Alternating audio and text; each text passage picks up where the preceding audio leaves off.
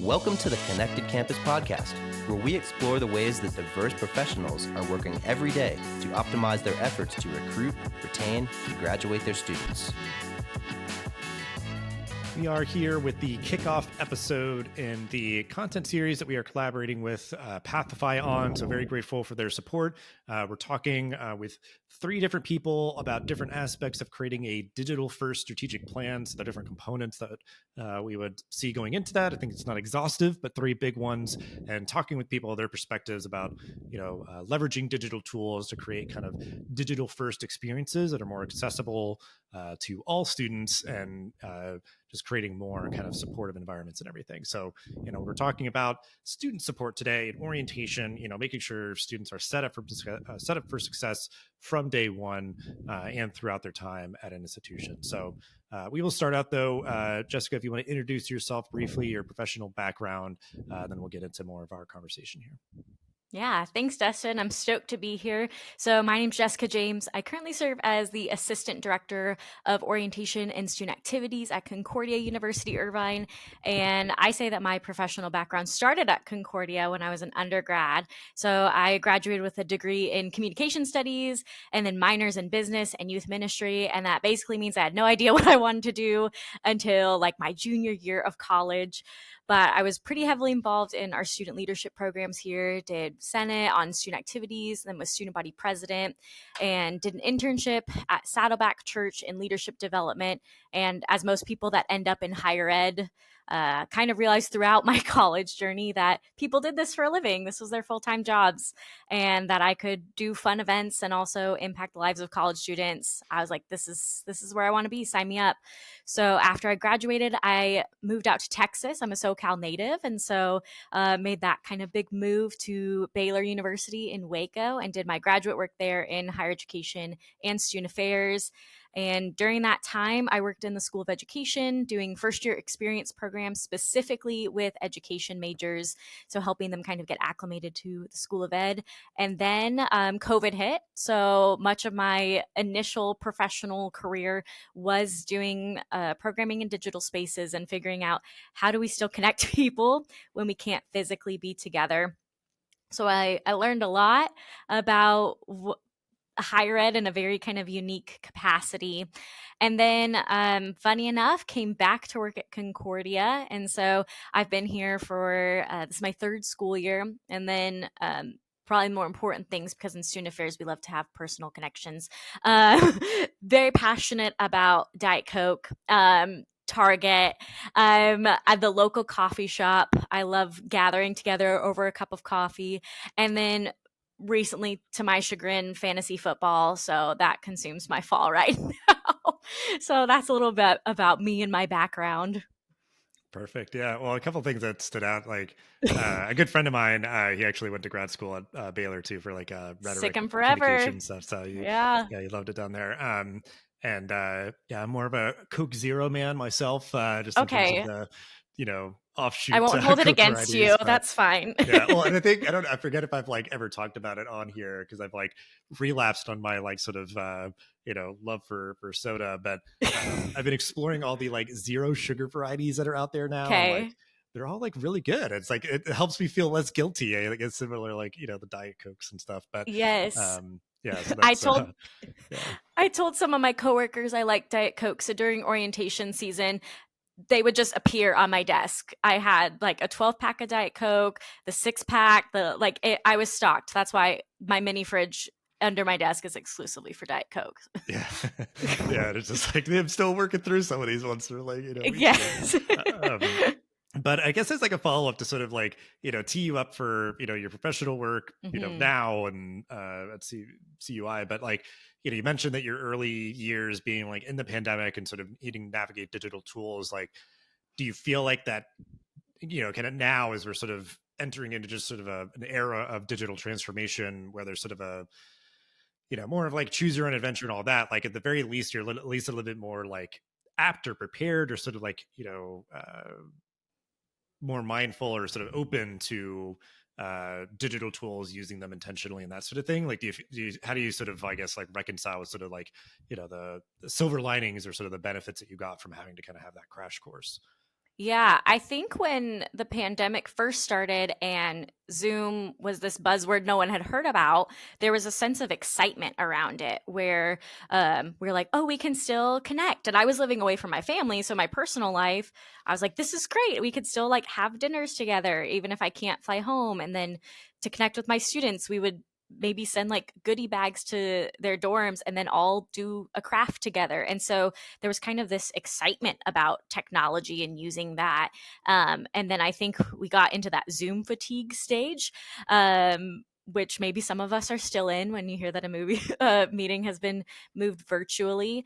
But I think because I so much of my early career was in that kind of excitement stage, I still see a lot of the possibilities with that, which at Concordia we're very much an in-person institution for our undergraduate experience, but there's still so many ways that we can use digital tools to help us connect. So, and then anytime you're on the younger side of your department, you kind of automatically become an IT person. So having used it in the beginning stages of my career, like that troubleshooting piece, I feel pretty apt in. Yeah, because I guess yeah, kind of bringing us to the current moment, like, working at Concordia University, Irvine, again, like it's just sort of every institution, every leader kind of navigating how they're going to be introducing digital tools and everything. And even for like you're saying, an institution that really values, the residential experience and that sort of thing, digital tools like Pathify, I think can still serve this like really strong role to sort of like augment that, support it and everything. So just I guess explain a little bit more like your role at CUI right now, and how you've interacted with the Pathify platform, and maybe kind of expanding it from there.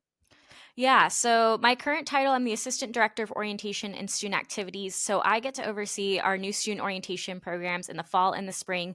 So we do a week of welcome model. So if I say wow, that's what I'm referring to is our orientation program. And with that, I have the absolute joy of supervising 25 student leaders that if you see any kind of spoof video about orientation leaders that have had 6 energy drinks by 7 a.m. like that's my crew. They're the best. And they keep me young and hip and with the trends. And a lot of them volunteer their time and efforts to support new students. So it's really cool to get to come alongside them and help develop them.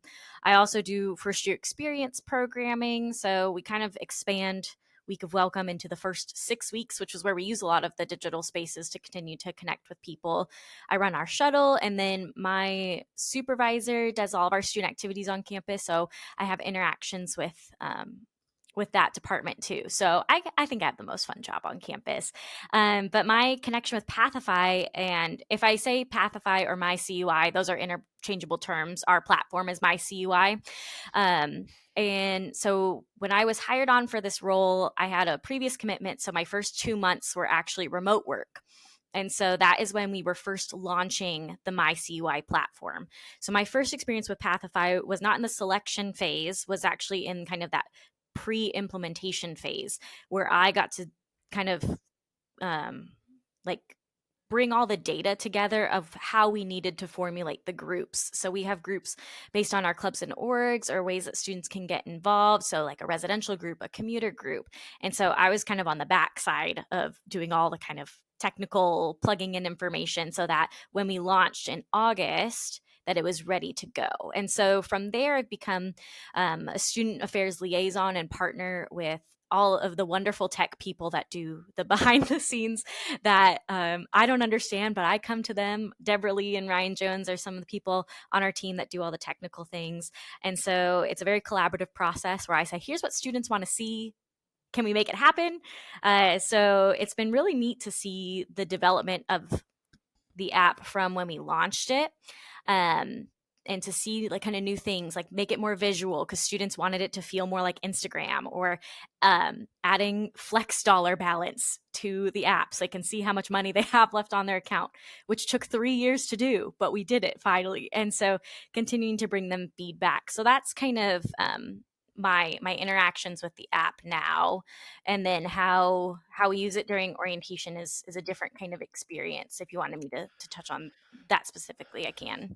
Yeah, I definitely want to dig in with that because I think just sort of the Mhm. big buckets of your role, because obviously, like, orientation's in your title. It's such a, Yeah. hugely important, moment for students, and, institutions, again, are kind of coming at that a variety of different ways, depending on their size or just, sort of how they want to do it. But you have that, intensive week of welcome, and then mentioning that you're able to sort of, extend the spirit of that through Pathify. But I guess I'm curious, as maybe a clarifying thing, like, if you want to dig in with more kind of the nuts and bolts, like, do you do anything like before students come on campus, or just sort of like what are the things that you kind of convey and kind of manage through using the platform for new student orientation in particular?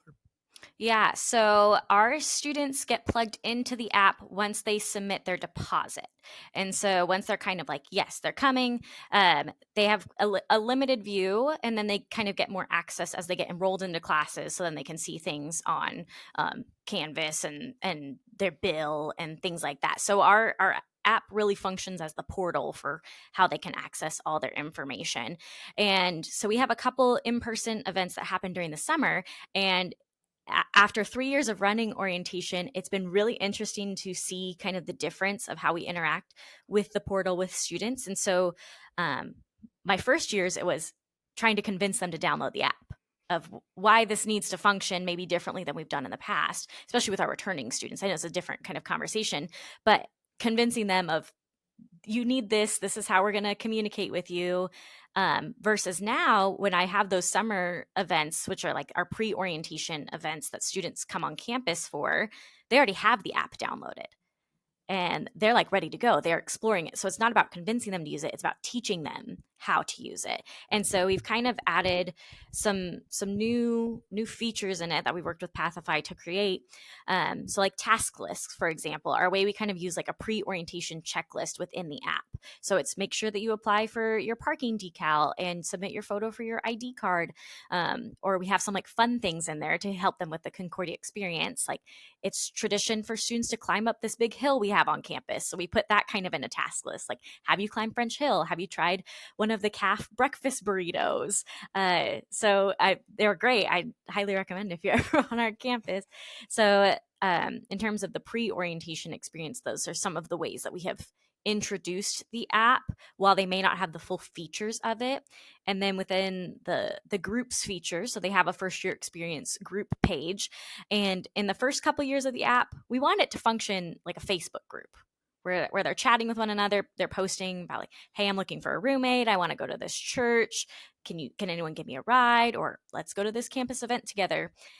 We're getting there. And so now we kind of get to set the expectation of, here's how people communicate within the app. People like to comment on each other's things. You can post if you need a roommate, like giving them permission to do that, where in the first couple years it was like pulling teeth to get them to use that kind of social feature of the app. Yeah, just some interesting thoughts I'm having where, like, it's great. Yeah, like how over the span of time the culture has changed. Because like when it launched and just needing to try to almost, just cram everybody in there to try to get a critical mass of sort of, utilization. Then you're obviously starting to get feedback and make it even better and everything. But that, like, returning students are using it. Those people are your orientation leaders. They can talk about it. Then like the incoming students have access earlier, so they're more sort of acclimated to it, and it can kind of evolve with them and everything. But yeah, that, like, there's use cases. And if you, just as a brief follow-up, I guess, just to sort of kind of bullet and circle out and underline this, like, Yeah. that there's use cases for, the utility, the sort of the transactional sort of like things to do and get done and all that, get questions answered, but also just like the fun stuff, like you said, just sort of like getting used to like, oh, here's the cool place to eat. Here's like a fun, Yeah. tradition and stuff. So I guess just like, talk about that sort of thought process, I guess, is just sort of like, not having it almost just like be stuck as like one thing and kind of keeping it dynamic. So if you look at our usage of the app, there are some peak times, which the data is fascinating. It's 11 to 1 and 5 to 7. And if you think about that, those are our meal times. And so most of the students were using it because we have a digital ID on there. And so they would pull it out, scan, and that would kind of be it. And so instead of kind of maybe like thinking that was the biggest use, we kind of utilize that to our advantage of what is going to get them to kind of utilize the app. So some of those fun things are ways we can do that. And then another kind of big way we want to just like continue to drive them into it is we created on the back end, all of our clubs and orgs are kind of coded with key interest things. So we create this kind of interest profile for students, and they can put if they're interested in hiking or Disneyland or they love to cook. And then those kind of key phrases put suggested groups in front of them. So it's like, oh, you love to hike. Maybe you should try our outdoor rec program. And so it kind of creates this like choose your own adventure experience. So it's way more interactive. And I find that when you give students choice and control, or like the illusion of choice and control, they feel a little bit more ownership over it. So anytime we can play into that piece, that's kind of the thought process there. And I mean, it's an investment to do the app. It takes a lot of time, it takes a lot of energy. But anytime we can draw them back into this like one-stop shop and show them like there's way more to it than your ID card, and make it something that they want to utilize to connect with one another, as well as, yeah, I have to go pay my tuition bill. Like it's just going to become more of a social media than a hub. Yeah, and almost like expanding your definition of what that word means, like social media. Mhm. Like it's like, it's Yeah. not just the platforms we all think of. It's like obviously this embodies a lot of the same, sort of design choices or interface, kind of experiences, and then obviously there is, the communities and groups aspect of it. But yeah, and something else that is just sort of ringing in my head is like obviously we're shaping a lot of this conversation around our partners for this content series, but a lot of this is just apt, or sort of applicable for any digital tool, because obviously Yes. institutions utilizing a lot of them, and that's sort of the benefit is that you're bringing people here and able to integrate a lot of stuff. And I think to kind of segue to sort of the other aspect of your title of like the student activities and getting students involved and supporting them and engaging them, there's just a lot of sort of complexity there. Obviously a lot of things that students can do, like you mentioned, a lot of different groups, and certainly like you have at least kind of a hook in with like the digital IDs or different things, and it's trying to like serve things up or kind of communicate to students, because that's like a big thing that I kind of keep reiterating, is that like it only does you so much good to like build all of it. Like it's not like, well, we built all these things and all the students will come, right? Like they'll engage. It's like you need to try to deliver it. Like you need to try to recommend things or sort of highlight things and that sort of stuff. So how have you seen digital tools like Pathify supporting student success and engagement and like the work that you do? Yeah. People love to see themselves on things. So even if it's Instagram, for example, that's like the big kind of social media that our students are using. And I would love to pry it out of their hands sometimes, be like, this goes in the app. But I mean, we can't fight what they are already doing. And so people love to see themselves on things. So that's a great way to create kind of engagement where it's like, oh my gosh, my roommate was on the Hunt Instagram. The Hunt is our school-wide competition we do every year. And they're like, that is so cool. Or parents, I get so many DMs of parents on our Instagram. And we know that parents are a huge supporter. And so we have, apart from my CUI with our parent connection, we do parent and family Zooms. So some of our administrators get on monthly so they can talk to parents, and then our dean of students is great about showing them the app. And so they kind of see what students see, even though they don't get that view that the students get. So having them on board when students are like, I don't know what's going on campus. Great, your parent does, because they know that where to look. And that's kind of the biggest question we always get is, what's going on campus and where do I find information? And Concordia as a whole, we're getting better at it, but signage is terrible on our campus. But as we speak, they're putting up new signs. And so we love that. That'll be kind of an easier way to navigate. But with these digital tools that automatically update with our systems, it's a lot easier to find things, or even like make an appointment online, like through kind of digital platforms, like to make an academic advising appointment online at your fingertips. That's not only going to support like their academic career, but also get them connected to staff resources that are really, really important. And then they can figure out like the campus map is in there and other things. What's funny about this kind of new incoming generation, they love to find ways to not have to talk to people sometimes. And so that's where digital tools are our biggest kind of connection piece, is how can we make these kind of processes really seamless so that maybe they can find all the information they need, or they can find the people digitally and they can message people on the app. So those are a couple ways I see it creating that kind of sense of belonging, and it's become a promotion tool where we want all of the events to be in there.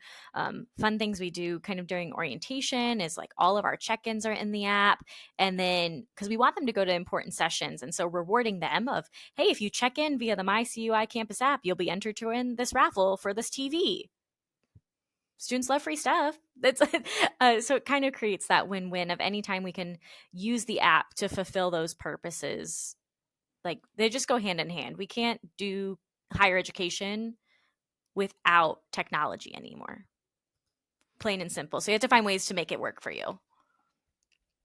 Yeah, I mean, and certainly, yeah, incentivizing use, especially during like an orientation time, is definitely like a good quick tip. And then like, I think just what I'm kind of sitting with too is that idea of like how you're saying like, oh, people like to see themselves. It's just like trying to make sure you keep things human, because I think like there could be a tendency where it's, you know, the platform becomes too transactional or too just sort of like, oh, it's just a communication medium. It's just sort of put it in the kind of line up with like texting or email and whatever else. It's like, yes, but try to like, you know, have people front and center on it, you know, try to keep people like responsive on it, in like communities or groups and that sort of thing. So yeah, so I think that's just a good general reminder for any digital tool, certainly if it's like students seeing themselves, seeing their friends, but like with like staff involvement and different things, like trying to you know, keep that human element in there. But yeah, I mean, I think there's definitely a big component of with a tool like Pathify, like any sort of good platform like that, like things being easily searchable, easily findable. Students can answer a lot of their own questions. So then it's like, you know, whether it's a tool like a chatbot or whatever else, it's like trying to get to a point where all those like low level, frequently asked questions can be addressed. If, you know, students on their phone in the middle of the night or something, they're like, wait, is the registration deadline coming up or whatever? It's like they can easily get that answer quickly by like looking at or searching it, you know, on the app. And then it's like a higher level question of like, oh, I want to change my major. Like, oh, like, you know, different things, like they could, you know, elevate that, or at least, yeah, book that appointment or do whatever they're looking to do through the platform. And yeah, still anchoring a lot of things around like, okay, you're booking an appointment to come in person, or, you know, you're going to like, you know, find out the events that are happening on campus, to keep that sense of, you know, tight knit community and everything. So we, you know, are going to, we'll start to wind down here a little bit, but, you know, always like to talk about sort of the future, what is on the horizon that you are seeing. So kind of what are trend lines you're kind of following for your work when it comes to utilizing digital tools? Well, like you said, people love to see themselves in making technology or systems more human. And so one of the ways that our president is kind of leading the charge on overhauling our engagement plan for application, like students that apply to Concordia, and then all the way through that kind of enrollment process, which leads right into my orientation programs. And so we want that to feel like a very personal, very high touch, high tech experience. So we're creating kind of a new look at our communication plan. How do we add in Zoom calls with professors so they're connected automatically? How do we add in academic advisors so they understand that process fully of what our core curriculum is? We have a very unique questions Q&A curriculum here at Concordia that is different than other institutions. So how do we explain that so that by the time they get their class schedule and then meet with their academic advisor, they're already one step ahead, so they kind of know what to expect on that. And I think what I am watching, I mean, obviously AI is kind of taking over right now. So that's very interesting of how do we play into that and not fight it when we realize that it's going to be reality. So I think teachers changing the way that they teach is going to be amazing to watch of how they're creatively using that. I don't necessarily see that totally in my world, but we are seeing a generation that doesn't know anything else, which means that we as educators have to take our technology to the next level. And so I think it's going to force us to be more creative in the ways that we utilize digital spaces. What that looks like entirely, I'm not quite sure yet. But I think that we are going to really take those kind of engagement pieces further than we anticipated. Even if you're looking at like our app from the last 3 years, in the way that it's transformed based on student feedback is really neat. So I'm hoping that we get to have more visual content within our app, so that like when students come to orientation, they've seen us on social media, so they know our faces, and not just like, hey, I've been emailing you all summer. They're like, man, I've seen you. Like we had that kind of personal touch point through Pathify, through Zoom, whatever the online platform looks like. But then it's not going away for sure. And I think this next generation will challenge us in great ways. Yeah. Well, and even on the AI piece, it is like, It's of, like, crazy. even if you're not like, you're not leveraging it on a daily basis, it's like the Mhm. awareness is important. And then just even, I think it's going to be like, obviously the engine that powers a lot of like automation and things that we use. Mhm. So like behind the scenes, it could be like in Pathify or anything else where it's just like, it's powering, managing that system or using it like more efficient, or just any number of other things where it's Yeah, like it makes a chat bot that much smarter because it can totally. pull from like a larger knowledge base and that sort of thing. So, and then the idea of just the awareness being like yeah, like faculty will change how they teach, and Mhm. students may just be coming to their RAs or peers or whomever, and or tutors or any other like campus support staff and stuff, saying like, hey, I got this like response from the AI, I'm trying to use it as sort of the basis for my paper. Mhm. It's like I can see that as like a daily sort of thing, and just trying to get like Yeah.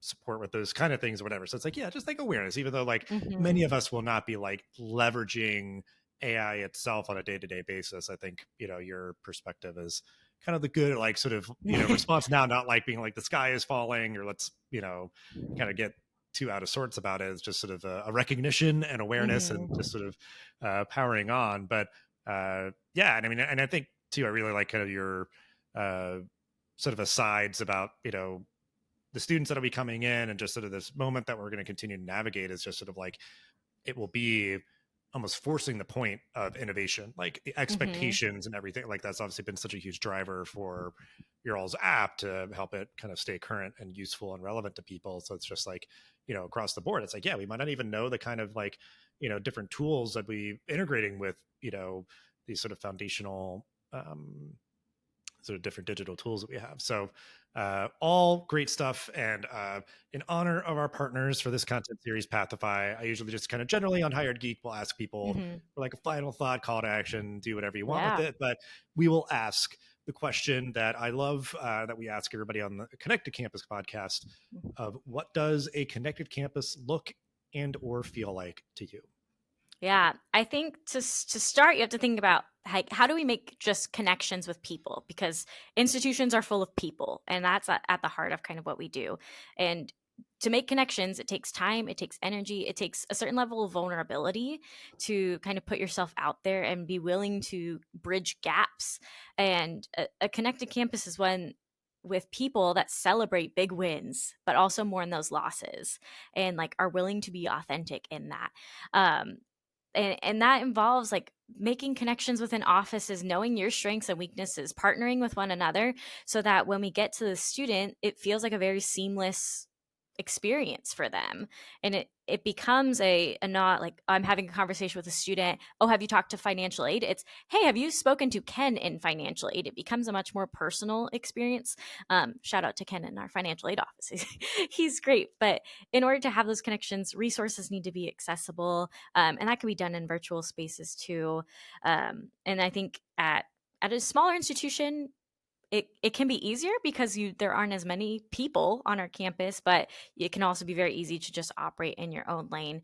And so we all have to kind of step into spaces that may feel a little uncomfortable to put ourselves out there, to build connections with people, so that we can have kind of a really authentic relationship foundation that our students come into and feel that sense of belonging and that sense of connection, where we are people first and like processes second, so then they feel like they're part of something bigger.